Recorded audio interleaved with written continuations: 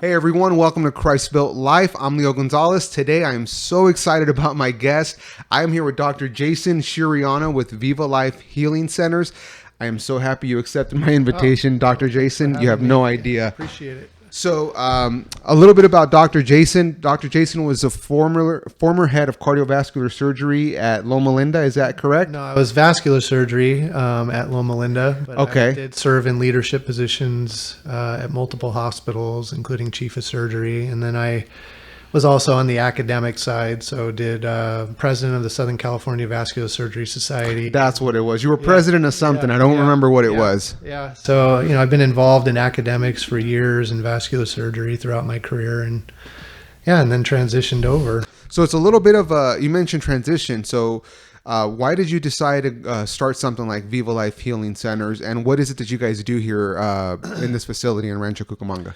Yeah, so when I initially started Viva Life Healing Centers, I was doing full-time vascular surgery. So you did this as a part-time thing? This was kind of a side project. Really? when I first Interesting. started. Yeah, but I knew it was going to become full-time, but I didn't have the bandwidth at that time because I was doing 80 cases a month in surgery. Oh, wow. And I was working probably 100 hours a week, so I was trying to do this and get it going at the same time. And the reason I did that is because in vascular surgery, we deal with a lot of patients that are just at the end of the rope. We deal with very end stage problems. So blocked blood vessels, end stage renal disease on dialysis, people who are getting limbs amputated because of smoking or diabetes, blocked blood vessels, people who've had strokes, people who have aneurysms. So looking at those types of patients over time, you start thinking like, is there a way we can get these people earlier? Can we stop this process before they get to that point? My mom was very sick at the time, and I saw her struggles with the healthcare system and trying to get adequate care. And she was, largely being ignored through one of the major healthcare providers in the state, at least. So I was trying to help her out on a more natural side. So I started treating her, and I saw results. And so that was very edifying for me that, I could actually start educating people and learning how to treat people on a more natural side. And so that's how that was kind of the genesis of that, seeing these very, very sick patients and wanting to help them in a different way was it was inspirational for me. So did you have the thought of starting this prior to your mom's health complications, or was that kind of the genesis? That was really kind of the genesis. Interesting. In combination with what I was seeing. And that was like those two put together. I was like, wow, like I need to do something different. Like, because the healthcare system is not designed to keep people healthy. It's designed to keep people alive. We do a really good job of keeping people alive. But we're not really doing a good job of keeping people healthy. So I got a question about that. Why do you think that more doctors don't go down the path of, hey, we're really good at, prolonging somebody's life, but we're not really good at, preventative measures. So why do you think more people don't adopt that mentality? In your position, that is. Well, one, it starts in medical school. I mean, I think in my 4 years of medical school, we had maybe 3 hours on preventative medicine. And so it's just... And 3 hours in how long of a time span? Of 4 years. Really? So 4 years of education, only 3 hours of preventative and I was lifespan? at an osteopathic medical school, and so we're more holistic to begin with. But even in that setting, like, you're not taught a lot about preventative medicine.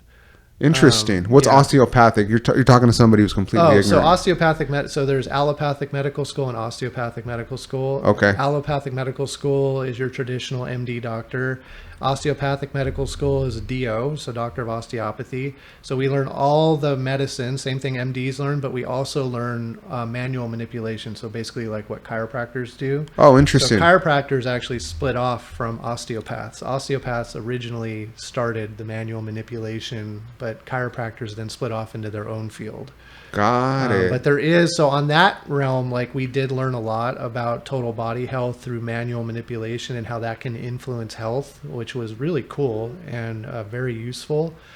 Obviously, in surgery, I wasn't doing any of that. Right. That's more of the traditional prolong, keep them alive and the type of situation. So, but there are a lot of osteopaths out there that are very focused on whole body health, and so I do like that more about my field, and that's always, there's been a sector of the population that's always been drawn to osteopaths because of that philosophy of whole body healing and that type of thing. So I was already kind of bent towards that from my medical school. But in answer to your question, why do not more doctors do that? The system's just not set up for it. I mean, there's no education around it. So you only know what you know unless you decide to kind of break out of the matrix and start looking at things from a more, 30,000 foot view and say, what are we doing here? Right. Ooh. I mean, when only 3% of all healthcare dollars go to preventative care in the United States of a multi-trillion-dollar industry, like, how can that be? Have you figured out why only 3%, or is that just kind of a question that you have right now? Well, I mean, we could go down to a lot of factors around that for political, pharmacologic. We know that, big pharma has a real big stronghold on the medical community. So, it's very symptom based. So you go to see your doctor, it's your symptom, and then it's, okay, here's a medication for that. Right. And instead of looking at from the other way around and saying, this symptom is a cue of something that's going on in your body that's triggering your body to do something that it shouldn't be doing. So getting down to that, lifting up the hood and saying, well, what are some underlying root causes that we can address that may supplement or get rid of the medication that you're on? Right. And so I have my own personal journey with that myself, which was even more edifying to me as to how we could do things a little bit different. Because in like 2016, I was like 240 pounds and I was on 7 medications. Wow. And I was only at that time 42 years old. Wow. I was pre-diabetic. Yeah. I mean, I was also burnout. I was working 100 hours a week. I was not taking care of myself. I was actually smoking at that time too. You were a smoker? Interesting. So you see all the symptoms, but you were So, just to deal with I was a vascular surgeon. I was smoking, but it was a coping mechanism. Wow. And it wasn't healthy.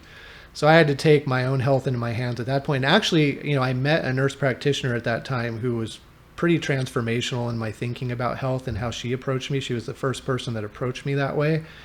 And I started doing some of the things that she said, and I was able to, drop down to 195 pounds, get off my medications. I don't take blood pressure medication anymore. I don't take cholesterol medication anymore. I'm not insulin resistant, not pre-diabetic anymore.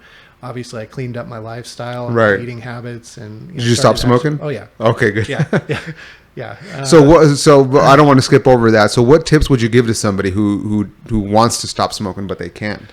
Coming from a doctor. Yeah, so smoking's a really big problem because the cues are multifactorial, right? It's not only physiologic addiction, it's psychologic addiction. And so like people associate smoking with certain events in their life. Like I used to love to smoke after a meal or, or first thing in the morning with my coffee. And so when you're talking about smoking, the physiologic addiction is usually pretty easy to break over time, and not easy, but easier than the psychologic part of it and the cues. So you really have to be committed to replacing those cues with other cues and other habits in place of the smoking. But really, and then one of my missions in my practice is once you make people aware of the things they can do about their health and act as an accountability partner to them, that's where you see the transformation start happening. And that's different than the traditional healthcare model where you're going in to see your doctor for 5 minutes and they give you a pill and then you don't see them for 3 to 6 months. But when you have a doctor that you're being accountable to, that you have goals with, that you're partnering with and empowering the patients to take control of their health, that in and of itself leads to a huge amount of change. So that almost seems like a coach. You're kind of like a real life health coach that also happens to have all of these accolades under their belt. Yeah, there's definitely a coaching component to that. And, when people feel like they're part of a community or have those goals and have someone that will be there for them and is on their side and partnering with them, that's where things start happening. That's awesome. Yeah, because one of the things, obviously, I visited you, you've drawn my blood, right. We're going to be working on some more health stuff in the future. I love everything that you have. And we'll get into that in a second. But one of the things that I really appreciate about you is that you are a really honest person. You tell it how it is. And for me, there's two industries where I think that is really needed. One is law, and the other one is healthcare and doctor. So to meet a doctor who's so genuine and honest about your health, it's a breath of fresh air. And that's one of the reasons I wanted to invite you. So thank you for this invitation. Kind of going back a little, because I don't want to skip over that. So you took your own health into your own hands, and then you kind of obviously dealt with your mother. Which one came first? Was it yours or hers? Mine. Yours came first. Mine came first. And that wasn't the alert that was not. But yeah, I didn't put two and two together at that point that I should start a practice based on what I did with my own health. Right. But several years of being burnt out in traditional medicine and not really feeling like I was making the difference that I wanted to make, with my patients, and then seeing her, that was more the catalyst of, okay, well, I need to take this message and start helping people with it. Right. Yeah. And that kind of goes through your heart, right? And I know most of us, for those of you that are watching, most of us, it's like, well, it's me. I'm no big deal. Right. It's whatever, I had a difference, but it's kind of our own personal experience. And it's not until we take our eyes off of ourselves, put it on somebody else, where you kind of like, oh, look, this could mean something. Yeah. And looking back, I probably should have been, when I helped myself, I should have been, wow, I can do this for other people, but I was so busy and raising kids and, and doing everything else that it really didn't dawn on me. Yeah. It didn't dawn on you at that point. What's funny is actually kind of how this podcast started, is just having conversation with people, and everybody was always like, you're really curious. I always just kind of thought of, I'm just a curious person. Right. It wasn't until somebody said that, it's like, you ask really good questions, you should have your own podcast. And it's like, that's kind of true. I should. Right. Yeah. So that's kind of like the whole thing. You wait for somebody else to kind of shine the light on you. But so now you're here. What is kind of the timeline? How long has Viva Life been around? You started off as a part-time thing.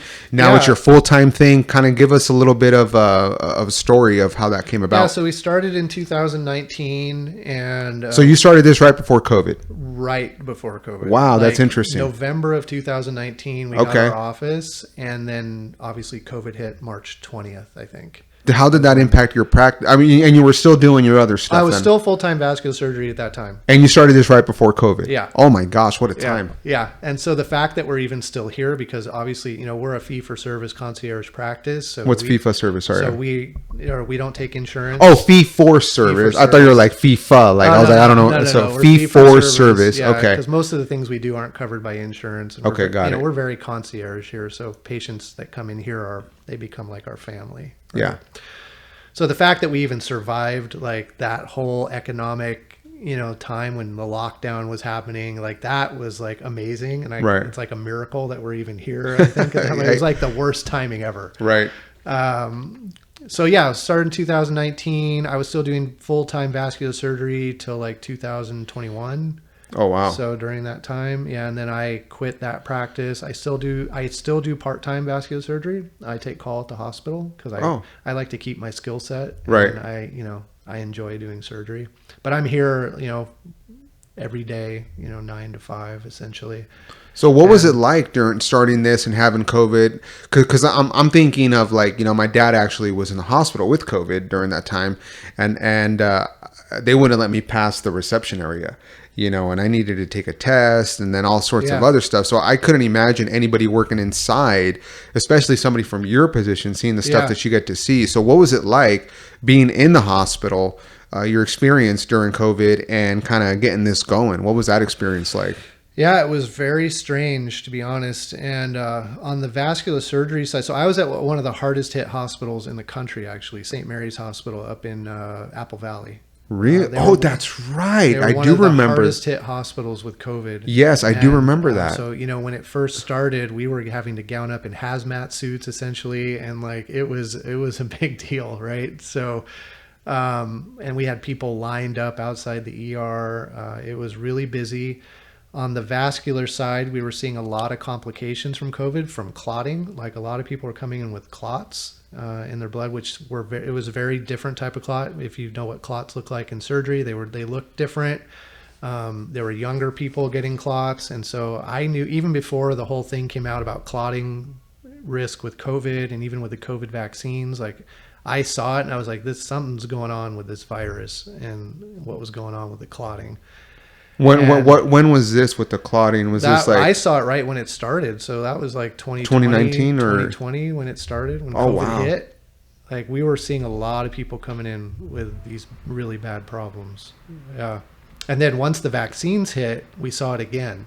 interesting. And so that was one of the problems I really saw with the vaccines, was this clotting problem. Yeah. But it's interesting because now a lot of people are talking about, you know, the clotting with the vaccine, but I've never heard somebody say that that was actually happening before. Oh yeah, it was happening way before the vaccines with the native virus. Interesting. Yeah. Yeah, because I remember, during that time, my wife actually got it on New Year's Eve of 2020, which we know the lockdowns didn't happen until March of 2020. Right. Yeah, it was around before March, obviously, because there were those stories. Oh yeah, no, and my wife was, you know, really sick, and she was like, you know, I'm pretty sure we had it, and I'm pretty sure your uncle came from Mexico and gave it to us. Yeah. Yeah. Go ahead. Yeah. Well, we had patients coming in that winter with really strange illnesses too that nobody knew what it was. They weren't testing positive for flu. And they were in the ICU, really sick on ventilators, and nobody knew why. But I'm fairly certain it was probably the early onset of COVID. The early onset of that. Yeah. That's interesting. So you're now no lockdowns yet. Now you're starting your practice. What's happening during that time frame? Yeah, so it took us a year just to build out the building because we couldn't get anybody to do any work. Oh, And wow. so That's true. Yeah. we didn't get the office built for it almost took 10 months. Just to get it going. To get it going. Yeah. Wow. And So go ahead. Yeah. And so after that, then it was really slow because at that time, back in 2020, 2020, end of 2020, 2021 beginning, regenerative medicine and functional medicine and all of these things we do, it was very, very new. I think through COVID, people's eyes really opened up about natural remedies, alternative medicine, getting out of the traditional healthcare system, looking for answers outside of the traditional healthcare system. I think that the pandemic really opened people up to that. And so at first it was really slow, but through the pandemic and everything, we picked up a lot. And I have noticed that a lot. Personally, since I could remember, I remember getting my wisdom teeth taken out, and I just dealt with the pain because even as a kid, I never took pills. Right. I don't take Advil. I don't take anything. Maybe it's my stubbornness, like you said. Maybe some of it's physiological, but I think my stubbornness is more psychological. So I would just won't take it because I don't want it. Right. If it ain't natural, I won't take it. So that's just been me. But it's interesting now that a lot more people are waking up to that. Like, hey, I want to do it the right way. I want to do it more natural. Yeah. And I have seen that. And that's kind of what your guys' focus is here, is more of a natural, holistic approach that actually gets people results, right? Yeah. And, we did then open up in 2022, we opened up Empower Men's Health. And so we do a full focus on just men's health. And that's really, I'm finding out, I love dealing with men and men's health because men's health is kind of it's a weird thing. Guys, number one, don't like to talk about their health problems. We're always fine. I think societally, it's a sign, almost like a sign of weakness if guys are not feeling good and they just suck it up and just continue working, taking care of the family, taking care of the kids, doing whatever, and just ignoring that over time, and then it just catches up with you at some point. Not only physiologically, but emotionally and mentally and spiritually. Guys, just absolutely, bottling everything up for years and years and years is not healthy. Yeah. And we know that physical health is very much tied to spiritual health, emotional health, and mental health in general. Yeah. That's actually kind of the model of Christ-built life, is that, when you really look at it, it's your faith first, then your health. Yeah. Because if you don't have your health, you can have faith without health, but if you don't have health, how are you supposed to provide and take care of your family? Yes, exactly. Right. Not only your family, your business. Exactly. No health, no wealth. Right. Exactly. And whether that's business wealth or personal wealth, emotional wealth, spiritual wealth, you can't have it without your health. But it goes both ways. And we know that our thoughts lead to our emotions, and our emotions lead to our actions. And if it all starts with our thoughts. And so having a great foundation around that and mental health, and whether that's through, Christianity or any type of spirituality, is so integral into overall health and wellness, right? So I love what you're doing. Having a Thank you. Christ, a Christ-built life and having that piece of it for people is Right. like, that's so important. Right. So, and we know that neurotransmitters are all based around thoughts and emotions. And so neurotransmitters also dictate a lot of our physiology. So trying to separate out the mental health, emotional health from the physical health, it's very nebulous. Yeah, I actually have something that I wanted to tell you, because the first time I heard you speak, you said something that really dawned on me. And it was just, I don't know if a lot of people caught it in the room, but you spoke at the IE Mastermind and you said how relationships impact your health. And I said, Oh, yeah. well, this is interesting, right? So let me see what a doctor has to say about how relationships impact your health. And then you said that if you're in bad relationships, then your neurotransmitter, and I'm not a scientist, but I'm just paraphrasing, I want you to elaborate on it, but how the chemicals that your brain produces when you have bad relationships actually affect your body. And I go, holy smokes. And I want to let you know that I have fired some clients since then. Oh, really? I have. I was like, you know what? You're causing bad chemicals to go into my body and my stress that you're causing. So I don't need you as a client. Go away. Yeah. Yeah. And it's like, oh, I'm free. I feel happier now. Like my body, I feel more aligned. Yes. So thank you for that. Oh, of course, yeah. But get into the science of that. I mean, I've had my own, battles with bad relationships and that toxicity and what it does to you as a person. Like, Right. It can literally kill you. Wow. Right? Because let's just take an example. Let's say you're in a bad relationship, either with a man or a woman or whatever, and you're talking about like an intimate let's just take an relationship. intimate relationship. Boyfriend, girlfriend, husband. Yeah, boyfriend, girlfriend, husband, wife, whatever. Okay, right. Let's say that relationship is extremely toxic for whatever reason. Okay. You're either constantly fighting or walking on eggshells with the other person, or can't be yourself, right? So what happens to your neurotransmitters? Well, one, your cortisol level spikes all the time. Cortisol is our stress hormone. Mm-hmm. So what happens when cortisol spikes? Cortisol sends more blood sugar into your blood, and that causes large amounts of insulin spikes, and that in time can lead to insulin resistance, which is pre-diabetes essentially. And then if you do develop that, then you're dealing with a lot of total body inflammation. You're dealing with metabolic derangements. And so that's just one example of that stressor will then lead to severe metabolic derangements, then over time can lead to chronic health problems.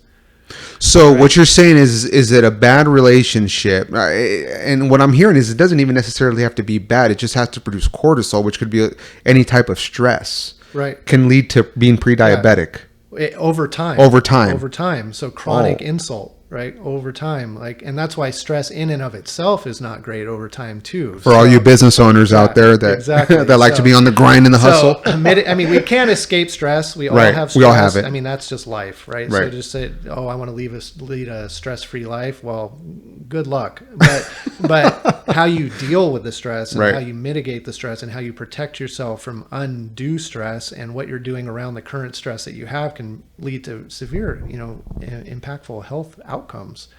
But back to that type of relationship. So then then your dopamine is depressed, your serotonin is depressed, and there's a big axis between your brain and your gut. So then the neurotransmitters between your brain and your gut get screwed up, and then your gut gets messed up. And when your gut gets messed up, then your gut mucus layer wears down, and then all the toxins that you're ingesting go straight into your bloodstream, and then you get chronic inflammation. And then, and you see where the story's going. Wow. And it all starts with a bad relationship. Oh my gosh, that is mind-blowing. So the ripple effect can be profound. And, it's not just intimate relationships. Like you said, it could be business relationships. Right. So I always emphasize to people as best as I can that try to protect yourself and surround yourself with people that lift you up and that are strengthening you. So whatever decision you're making in your life, you really need to look back. Is this decision strengthening me or is it weakening me? Because there's physically or mentally. Yeah, mentally. Wow. And so there's no in between. Either a situation's either strengthening you or weakening you. There's really no in between there. And you really need to get real with yourself and figure out what actions are strengthening you, what relationships are strengthening you, what situations are strengthening you, and what ones are weakening you, and eliminate the ones that are weakening you as best as you can. Right. Obviously, it's impossible to eliminate all of it. Right. But if you can shift the balance to the strengthening side, that's going to benefit you in so many different ways.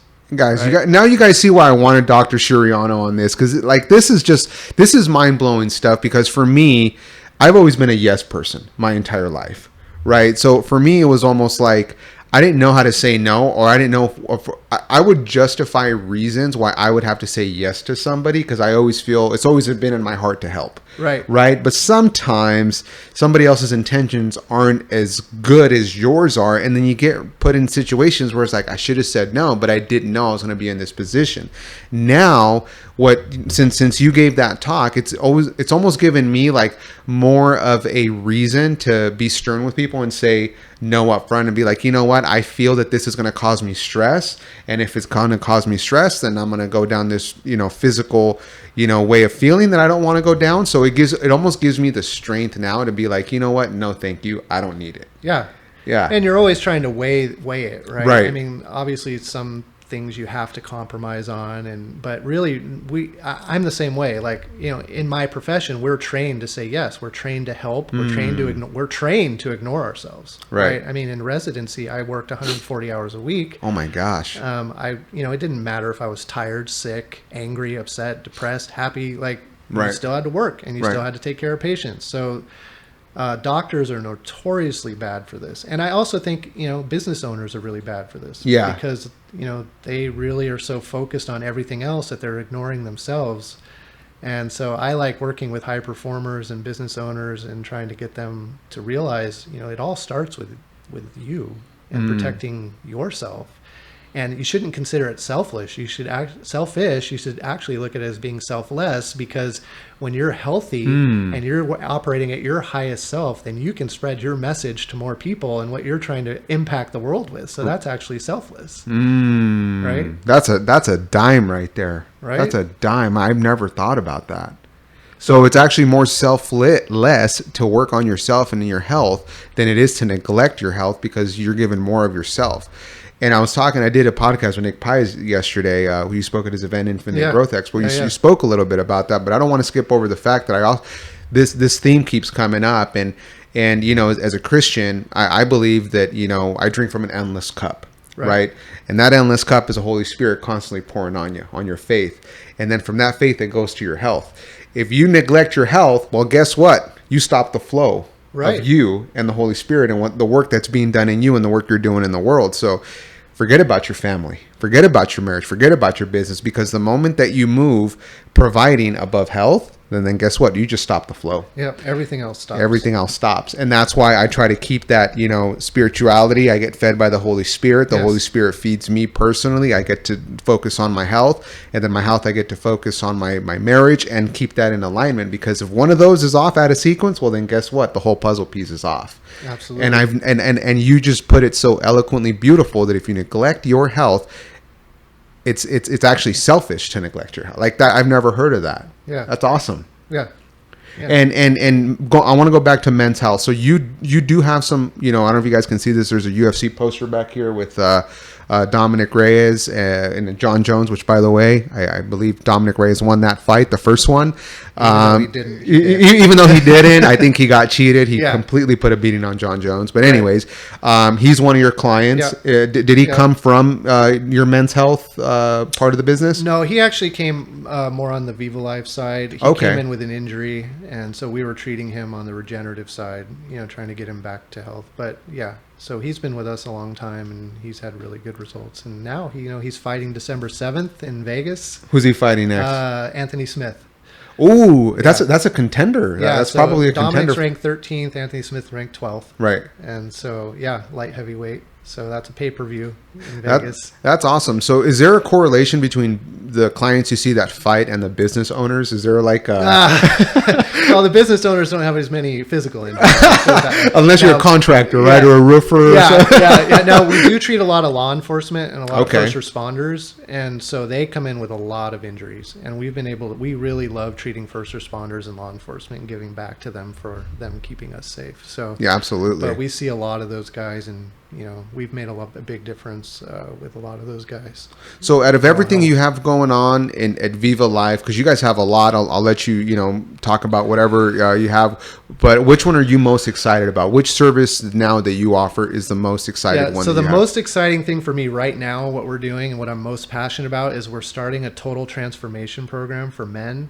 And so that's going to delve into everything. So, anywhere from a lifestyle, diet, nutrition, exercise, gut health, if they need hormone replacement or hormone evaluation, sleep, relationships, so all of that. So we really want to help guys get the best out of their life and live their best lives. So that's what I'm super excited about right now. When is that rolling out? So we've actually already rolled it out. Okay. We just kind of started that particular program. We had been doing pieces of it for a long time, but putting it all together in a big package for guys and giving them a 6-month program that we can guide them back to optimal health is relatively new. So we're actually rolling out the campaign on social media like next week. Oh, well, look at this. Perfect. Yeah. We'll do something here with your with this podcast. So somebody enrolls in the program, somebody like me, I'm 36 years old. You did you tested my T levels. I felt off, right? So you came in and you interviewed me and I told you, hey, it doesn't feel off. You told me, hey, you're right. Your T levels are low. Right. I've done everything that you've coached me on and I feel a lot better. I think I look better. I don't know. Right. So you always look good. I thank you. I appreciate that. So what can somebody expect from or a man going into this program? Yeah, so the first step is to come in. We do a full, almost hour consultation. We go through all the problems that they're dealing with. We start sorting out what is really their pain points with their health and what are they trying to achieve. And then we move into the diagnostic part. So, and that is, full comprehensive blood panel. We do food sensitivity testing. We do microbiome testing. And then we do a genetic test, actually. The genetic test is super cool. It looks at 146 genes and mutations, or I shouldn't say mutations, variations in those genes that can have health outcomes. Wow. And then based on those variations, we can develop targeted supplementation plans, targeted exercise plans, targeted diet plans for that as well. And then, if things are going on with the gut on the results of those testing, then we move into basically a 3 to 6 month gut repair program. In the meantime, we're doing metabolic testing. So we're doing breath analysis testing at rest and during exercise. And so we can get a lot of good granular information from that regarding health, even as far as how much fat versus carbs are you burning at rest versus exercise? When in your exercise program do you convert from burning carbs into burning fats? And how can we adjust your exercise regimen? So based on your goals, if they want to burn more fat, how can we put them on an exercise program that will then allow them to burn more fat than carbs? We can look at meal timing that way. We can look at VO2 max and peak performance and then design exercise programs around that as well. And then also incorporate the nutrition around that. Wow. In the meantime, if there's any sort of relationship issues or lifestyle issues that we need to address, whether, even down to sleep patterns and things like that, we'll address that. So, and have ongoing coaching throughout the 6 months around all of that. Well, that's awesome. I think I want to participate in that program because I do ultra running, but it's funny because when I run, another thing you said that you don't want to work your body out too hard because then that also elevates your stress levels. Right. And what I noticed is I was running 100 plus miles a month, and which is, I know for some people it's not a lot, but for me it's a lot. But one of the things I noticed is the months that I would do that, I would feel flabbier. I feel like I would gain more fat. And I was like, I'm running 100 plus miles. Why do I feel more stressed? My body doesn't look as well as I thought it would. What's going on? But when I work out, it's I lift weights. It's oh, I look better. I feel better.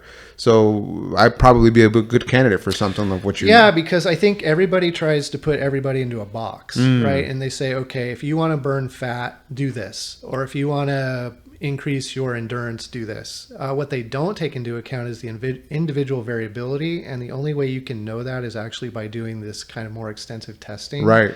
Especially on the genetic side, because some people just don't respond to, let's say, power training very well based on their genetics. Interesting. So if they want to develop a certain type of muscle or body, then you have to actually change their exercise regimen a little bit to something that they can actually benefit from based on what their genetic profile is. Interesting. So it's kind of a stupid question, but could there be an infinite amount of genetic profiles? Is that? Yeah, everybody's a little bit Everybody's different. a little bit different, Everybody's right? a little bit different, and everybody has different variations in specific genes. we don't, like I said, we don't like to call them mutations. We like to call them variations, because it's really just, it can be, genes are usually made up of amino acids, and there's like, for each gene, there's like 3 amino acids. If you change just one of those amino acids, then the gene changes, or it can get turned on or turned off. And so you can actually influence genetic expression versus through like exercise, diet, and supplementation too. So you can activate genes based off of the type of workout that you're doing? Yes. Whoa. And the amount of sleep that you're getting, the amount of like the types of foods you're eating. It's called epigenetics, so it's actually above genetics. Oh, and interesting. So yeah, you can actually turn genes on and turn genes off. What? Yeah. I mean, it's pretty cool. And that's what you're doing now. That's what Yeah, you're. that's what we're focusing on. Oh my Yeah, gosh. some of Yeah, that's definitely. So like you're getting really granular when it comes to like the type of workout and the type of lifestyle really that Yeah. somebody has to live or abide by before they achieve their physical or health goals then. Yeah, I mean, lifestyle medicine and longevity medicine is kind of all based around that type of philosophy. Right? Okay. It's the little things that you do every day that compound over time. So it's, yeah. That is amazing. Well, doctor, we'll end on that note because I know that we're in your office turned into Yeah. a podcast studio. That's I know right. you got patients coming in. I'm definitely going to ask you to be on this again if you would like to, Yeah. because I have more questions now than I had before. So, Dr. Chiriano, thank you. How do Yeah, people thank get a you. hold of you? Where are you located? Yeah, so we're in Rancho Cucamonga, and we have 2 offices. Like I said, for the men's health side of things, we're at www.empowermenshealth.com. You can find us on Instagram at empowermenshealth. And then for Viva, it's www.viva.life. We do a lot of our regenerative medicine over here. We do stem cell work.